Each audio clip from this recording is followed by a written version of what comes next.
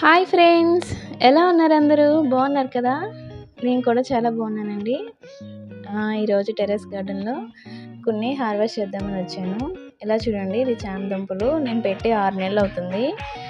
పూర్తిగా ఎండిపోయిన తర్వాత ఆకు మనం హార్వెస్ట్ అనేది చేసుకోవాలి. చామదుంపల తర్వాత పాలకూర తీస్తున్నానండి. ఈ పప్పు పాలకూర చాలా బాగుంటుంది.